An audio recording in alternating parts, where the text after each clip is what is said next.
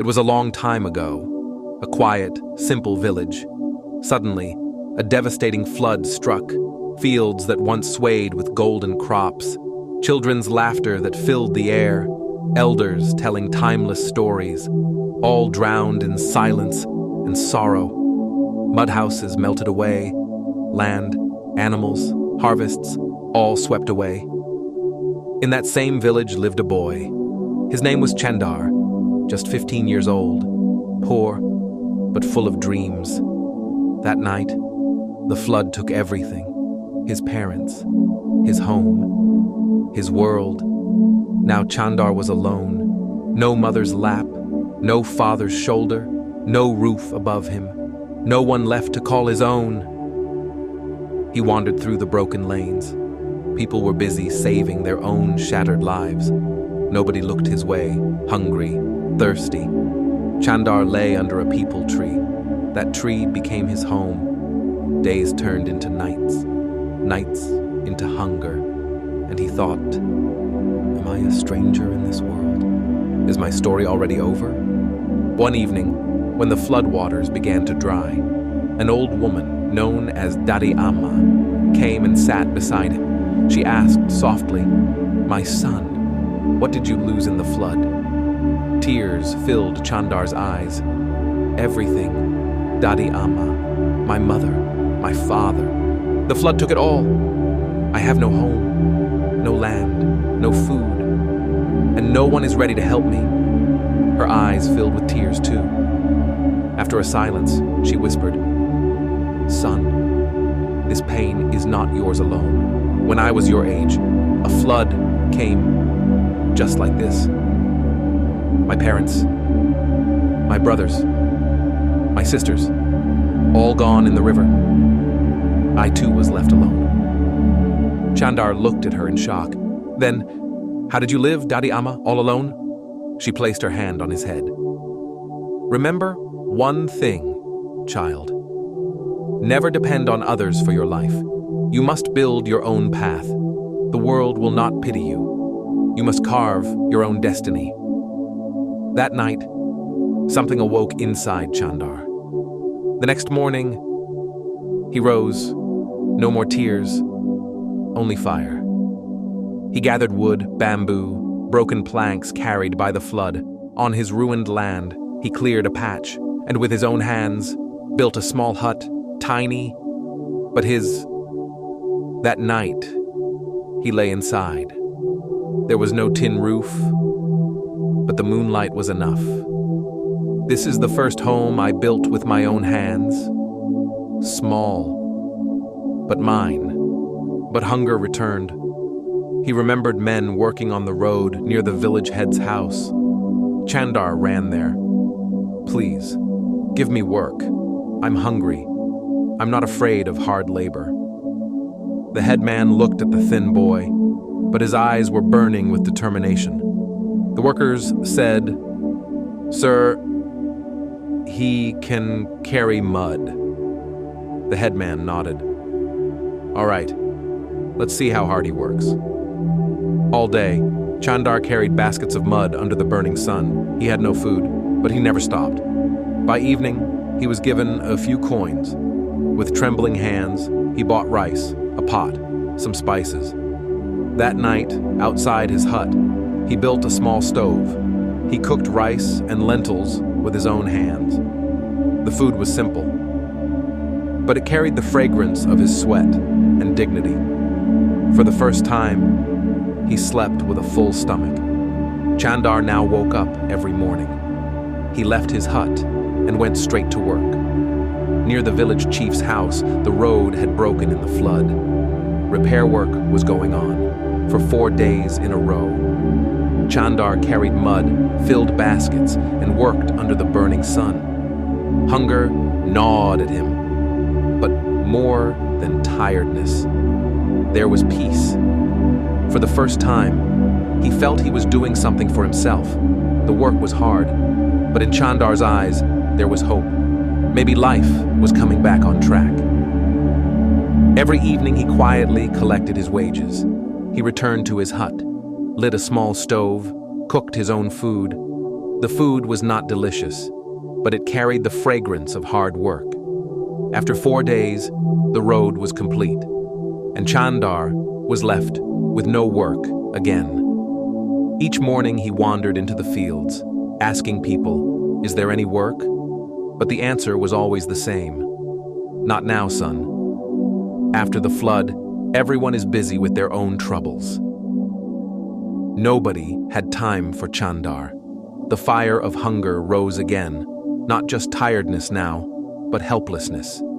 By evening, he was still searching for work, walking all across the village, hungry, thirsty.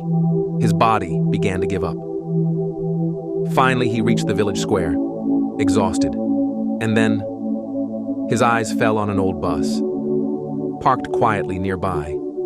Its doors were open. Men from the village were stepping out. Another man stood by, distributing money. Chandar was surprised. He went closer and softly asked, "Brother, what's happening here?" The man replied, "These are workers returning from the city. A factory is being built there. They need laborers."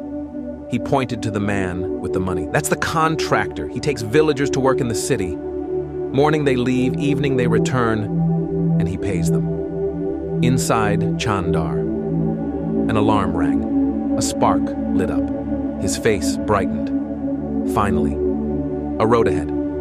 He went straight to the contractor, folded his hands. "Brother, please take me too. I want to work. I need wages. I am hungry." The contractor looked at him from head to toe. "You? You're just a boy. This work isn't for you." But in Chandar's eyes, there was determination, not begging, not pleading. "I may be small," he said firmly, "but I will work big. I've carried mud in the village, I've lifted baskets. Just give me one chance." The contractor thought for a while, then turned to another worker. "3 men short today, let's take him." He looked at Chandar again. "But listen, boy, no holidays. Morning you work, evening you return." Chandar smiled. "Agreed, brother. I live only to work hard." The next morning, Chandar wore his old, torn clothes, his broken slippers, but his walk carried confidence. He reached the square, waiting for the bus. When the bus arrived, the same contractor stepped down. The old workers climbed aboard. Chandar too stepped forward. The contractor stared at him once more. "What's your name?" "Chandar," he replied. "All right, Chandar. Get in." The bus moved. Chandar took a window seat. For the first time, he was leaving the boundaries of his village. Fields rolled past, green lands fading into dusty roads. Then, the city, the crowd, the noise, tall buildings, factories, machines rumbling, a world he had never seen before. But in his eyes, there was no fear, only curiosity. The bus stopped at an open ground, a factory under construction. Chandar saw men carrying bricks, others lifting cement bags, some cutting iron rods, some raising walls. This was his first battlefield of work. The contractor called him. "You're new. Do light work today. Carry mud baskets from here to there." Chandar nodded. "Yes, sir. I'll do it, the whole day." He carried mud, no break, no complaint. The sun blazed, the heat burned. But inside Chandar, a fire burned stronger. By evening, all workers were taken back to the village. The contractor distributed wages. Chandar got the least. He asked quietly, "Brother, why less than others?" "Because you're new," said the contractor, "and your work was lighter." Chandar folded his hands. "Sir, give me any work. I don't want less money. I want more work." The contractor looked into his eyes and smiled. "All right, tomorrow, let's see what you can do." The next day, Chandar came again, sat on the bus, reached the factory.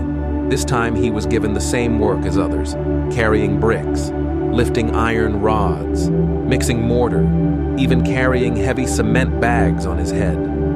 Not once did Chandar complain. He kept his head low and just worked.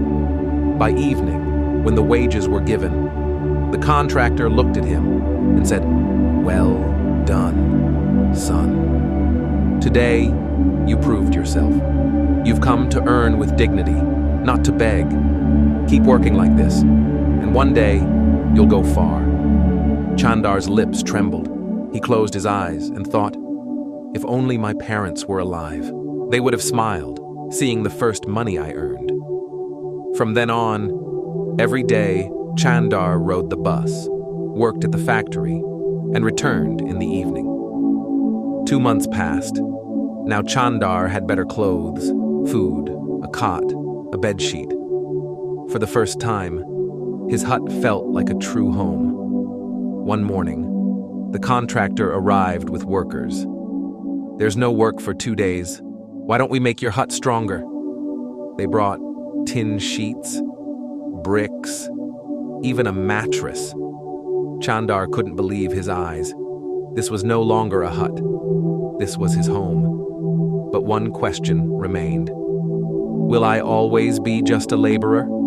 the contractor asked. "Now that you have a home and some savings, what's next?" Chandar replied. "I still have a little land. If I clean it, maybe I can grow something." The contractor smiled. "Son, that's good. But don't limit yourself. Don't stick to one path. Look at the city. Some are workers. Some are owners. The difference is only in the way they think." Those words burned into Chandar's heart. And every Sunday, he cleaned his field. After months, the contractor inspected the soil. "Chandar, this soil isn't useless. It's fertile. We can sell it." The very soil he thought was his burden became his first big earning from then on. He no longer thought like a laborer. He thought like an owner. Together with the contractor, he opened a small shop. From one shop to a warehouse, from a cart to a truck.